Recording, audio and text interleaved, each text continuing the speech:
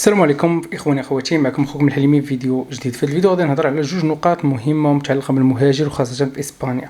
الاولى اللي تقدر تضيع عليك الجنسيه الاسبانيه، والنقطه الثانيه اللي تقدر تضيع اوراق الاقامه الاسبانيه عن طريق واحد الوثيقه اللي مهمه. وهذا الخطا درته واحد الاخت نوعا ما، يعني ما كانتش داريه به، مي بزاف ديال الناس ما يكونوش عارفين، ورغم على ان عندها اوراق لارغا دوراسيون وضاعوا لها. داكشي علاش غادي نعطيكم اهميه الاسباب ديال ضياع الجنسيه الاسبانيه، اللي بزاف ديال الناس تيكونوا جاهلين لهاد المعلومه ما عارفينهاش، وفي الاخير كتادي بهم الى الضياع.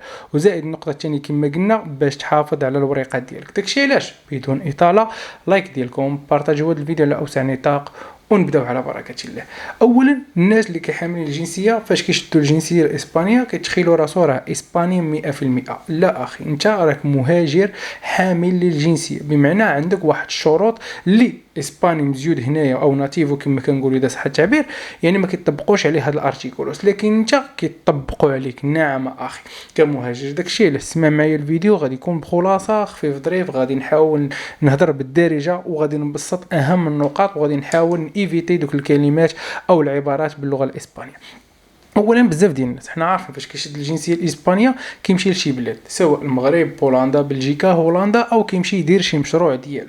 لكن هنا شنو تيقول لك واحد الارتيكل هنا في اسبانيا؟ تيقول لك الا داز 3 سنوات وما ديكلاريتيش بها، او مثلا ما خدمتيش بها او اشياء من هذا القبيل، يعني هنا كطيح عليك كتقول لي زيد شرح لنا الحليمي. اوكي مزيان.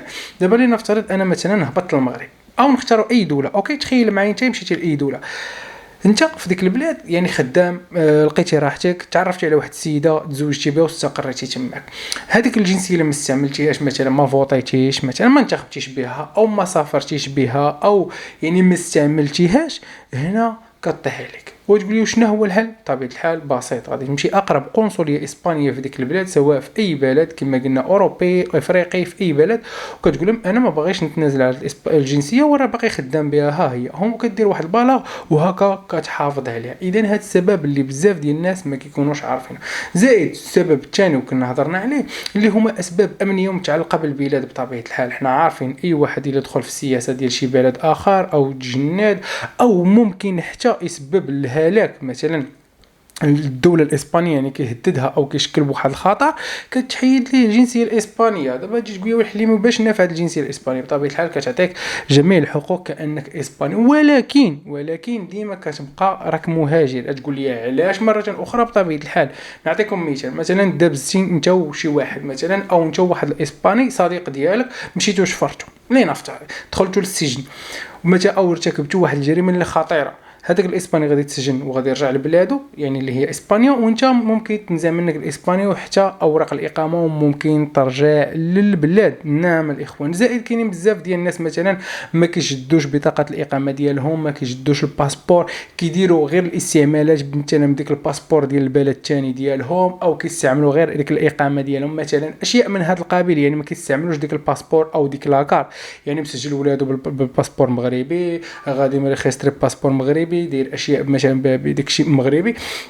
داكشي علاش الاخوان حضيو راسكم. داكشي علاش انا كنحاول نعطيكم هاد النقاط هادو باش تحافظوا على راسكم وتحافظوا على الجنسيه الاسبانيه. راه كاينين نقاط كبار وطوال بزاف، مثلا الا مثلا درتي اختلاسات مثلا في الوراق، كذلكم مثلا لو حصلوك هكا، كذلكم مثلا كتمشي لك الجنسيه لانك حاصل عليها بواحد الطريقه ايليغال، وعمرك تعاود تدفع عليها او عمرك تلقى فرصه ثانيه لانك اختلستي القانون واختلستي الدوله الاسبانيه.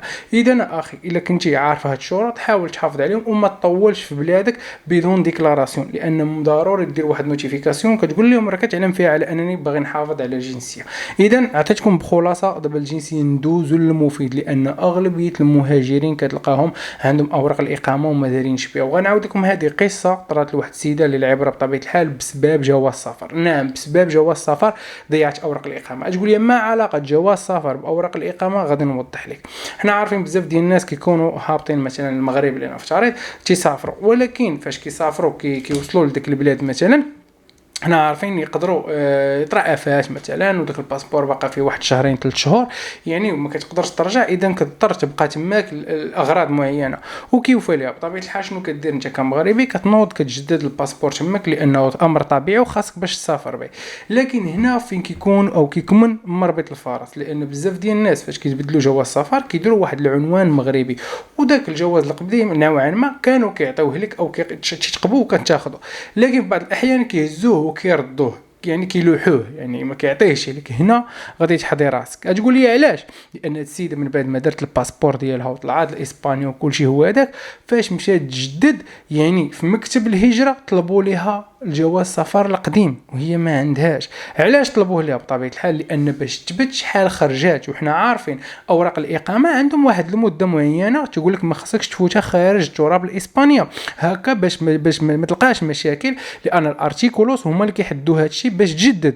لان الا خرجتي واحد المده مثلا اوراق عام مثلا كيعطوك فيها 6 شهور، اوراق 5 سنوات على ما اظن سنه، ويعني كيعطيو بعض الاوقات اللي ما خاصكش تفوتها، وانت باش غادي تثبتها لهم دوك الطبعات اللي عندك والدخول والخروج. يجي شي واحد ويقول لك تهبط عند الديوانه ويعطيوها على ان امتى دخلات وخرجات وداك الشيء، ما كيعطيوش، ولقات مشكل وبقات في واحد الدوامه اللي كبيره بسبب جواز السفر، وبغات ترجع لتماك، ويعني وداك الشيء تلاح ما بقاش، يعني تم الاتلاف ديالو بقات واحله حتى من بعد اجراءات وبعد يعني احتكاكات واخذ ورد، ومشات للمحكمه مع مكتب الهجره اللي هو اكسترانخيريا وداك الشيء.